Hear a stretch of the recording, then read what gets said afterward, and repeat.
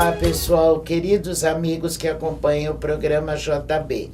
Hoje eu estou olhos nos olhos com um psicólogo biomédico pós-graduado em cosmetologia, estética avançada e patologias clínicas. Ele é professor e vem nos falar sobre queda de cabelo, calvície e problemas que atingem a estrutura do cabelo e ao couro cabeludo.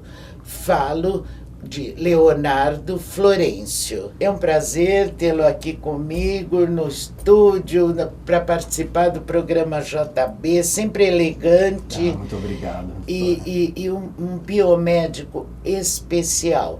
Eu pergunto a você, resumidamente, o que vem a ser tricologia?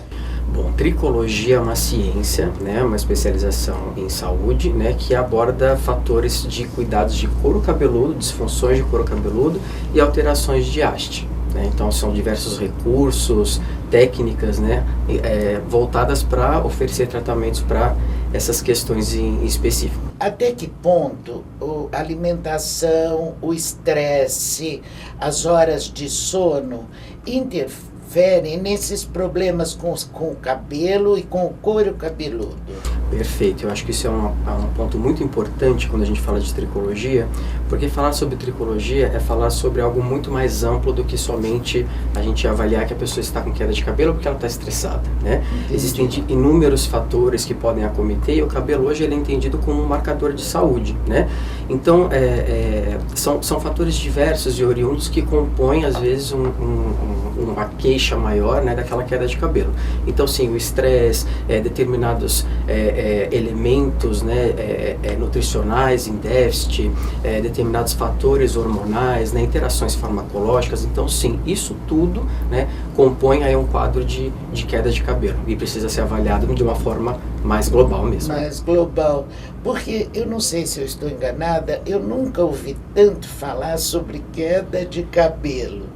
Assim, de todos esses problemas que nós enumeramos, qual você acha que hoje são as maiores queixas? Olha, de todos os problemas, o que eu tenho observado mais, não somente na prática clínica, como em alguns congressos, é exatamente o acometimento de mais alopécia, né? Que antes era algo muito restrito ao público masculino e hoje nós vemos também muito em público feminino, né? E o eflúvio, que é essa queda mais abrupta, né? Descontrolada de fios, né? Então acho que isso veio surgindo numa crescente muito grande, principalmente depois de períodos aí que nós vivemos com períodos pós-pandemia, né? Então foi algo que foi numa crescente muito grande. Nós observamos na prática clínica cada vez mais o surgimento de pessoas com queixa de queda de cabelo ligada ao eflúvio telógeno que veio se cronificando, né? Que o eflúvio é essa queda abrupta e descontrolada, né?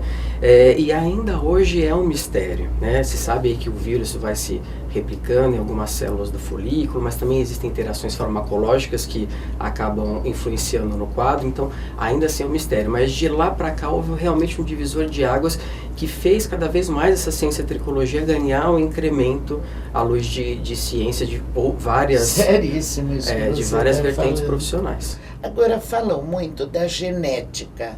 É mito ou verdade que a genética influi muito, principalmente na calvície? Ele é calvo, o pai também era. Isso é mito? Não, isso não é mito, isso é mais pura verdade. É que geralmente as pessoas tinham a questão de atribuir, é do pai, é da mãe. Não, pode vir de ambos os lados, né?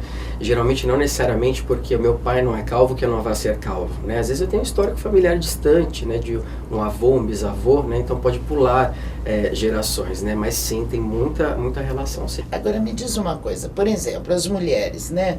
Muitas com cabelo longo, essas coisas. Que percentual mais ou menos caracteriza a queda no cabelo? Porque normalmente uma mulher que tem cabelos longos vai lavar, saem uns fios. Isso não é queda. A partir de que percentual mais ou menos você pode considerar que é uma queda de cabelo? Boa pergunta. É uma dúvida bem frequente dos clientes quando eles vêm buscar por ajuda, né?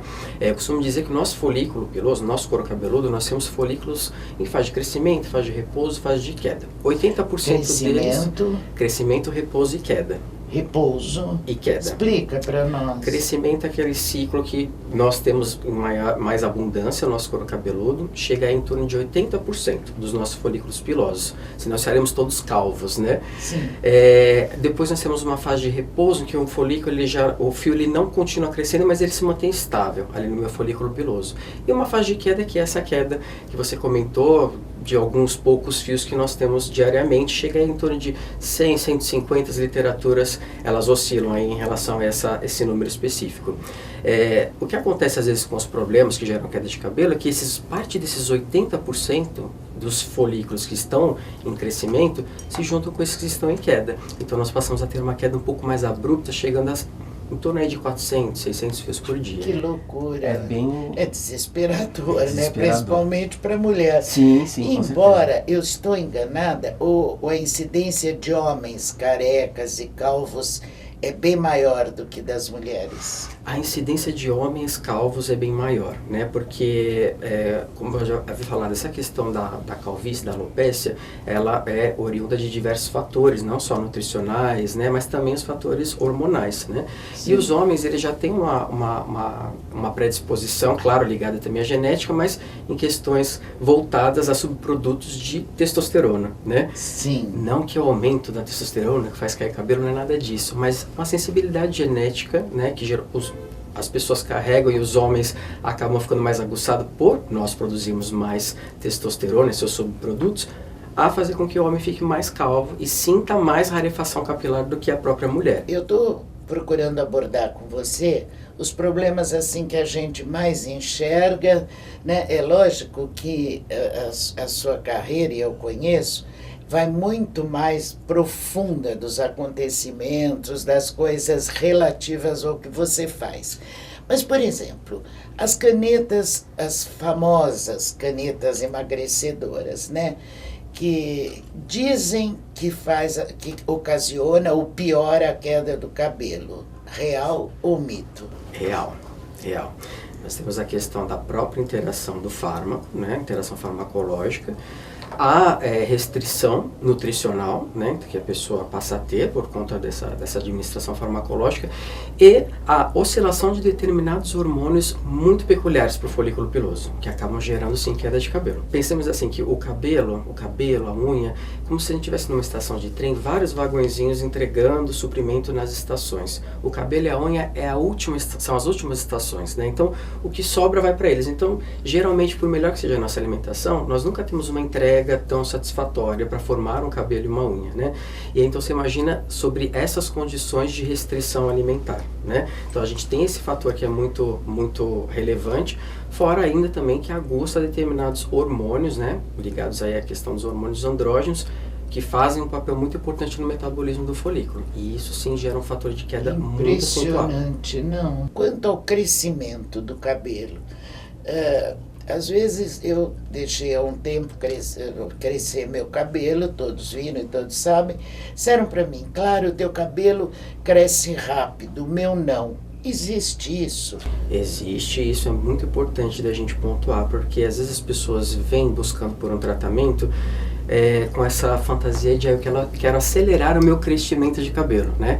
E na verdade a gente não acelera, a gente traz a normalidade dentro dos seus padrões geneticamente estabelecidos, né? Então se há alguma disfunção que esteja relacionada àquele retardo de crescimento, a gente vai conseguir equilibrar, né? Mas que se a pessoa já tem um crescimento saudável, né? E ela vem nessa busca de fazer algo para que o cabelo cresça mais, isso realmente é fantasioso, isso não existe. Não existe. Seria perfeito, né? se arranjasse alguma Falam na vitamina A. Não, a vitamina A faz crescer cabelo e faz crescer unhas. Isso é tudo mito, é vox populi, isso, né? Desde que você tenha uma deficiência, né, nesse quesito, sim, vai te ajudar bastante ao crescimento de cabelo e unhas. Vamos falar um pouquinho dos resultados. Queda de cabelo e calvície é o que nós estamos focando mais, porque me parece, e se eu estiver enganada, você pode falar de alguma outra coisa, por favor. Mas eu digo, quais são os resultados? Quanto tempo? Do que depende? O que você tem a explicar sobre isso, querido? Isso é algo muito interessante porque é um fator de ansiedade das pessoas quando elas chegam buscando esse tipo de atendimento, né, de tratamento.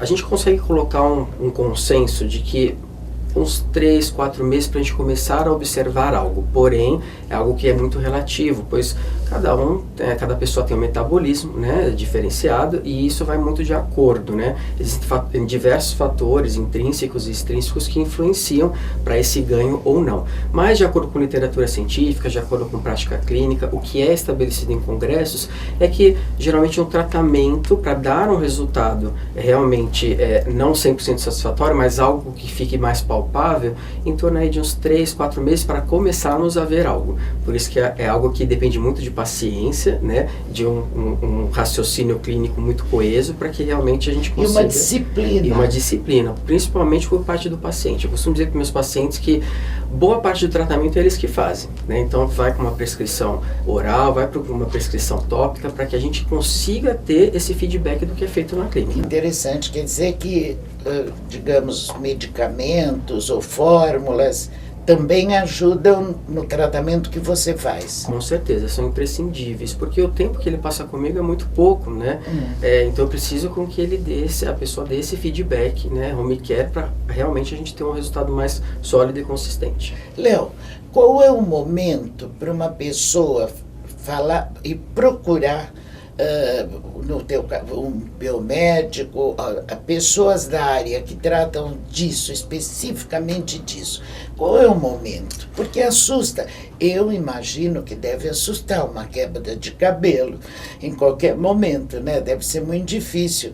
E eu sei de caso teu que uma pessoa teve um avanço, um problema emocional muito grande e perdeu o cabelo. Aí eu te pergunto, o desespero deve ser total. E se cuidou com você, foi hiper bem sucedido e amam você. Mas eu te pergunto, qual é a hora de procurar o tratamento em si? Olha, a hora, eu acredito que está muito mais ligada a uma questão emocional, né? A hora é algo muito particular de cada um, né? Então, a partir do momento que aquilo realmente incomoda, gera um desconforto, né? É a hora, né? Tem pessoas que levam super bem, né? Principalmente ao público masculino, né? Tem pessoas que realmente elas não se incomodam muito com essas questões, raspam o cabelo, fazem cortes baixos e vão assumindo, né? Mas eu acho que se realmente há um desconforto, a pessoa ela já não consegue se reconhecer naquela imagem, eu acho que essa é a hora. Há maneiras preventivas de dizer, não, eu vou fazer de tal maneira, nos cuidados essenciais? Existem alguns cuidados básicos que eu acho que são bem interessantes, né? Então sempre a gente orienta uma boa alimentação, né?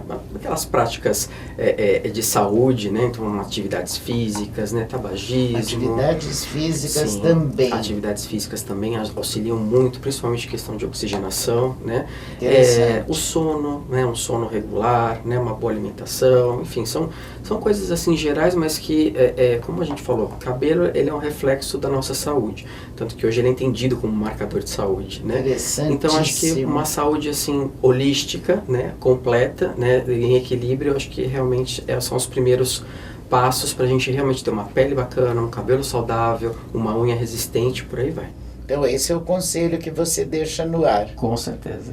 Querido, muito obrigada. Eu que agradeço. Amei você ter vindo conversar com a gente, deixou clientes que você me disse que tinha, mas abriu essa brechinha para mim.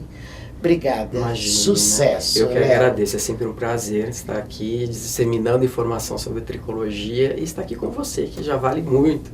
Obrigada, muito meu obrigado. amor. Até uma próxima. Até. Bem, pessoal, para vocês que ficaram conosco até agora, com certeza gostaram muito da entrevista com Leonardo Florencio.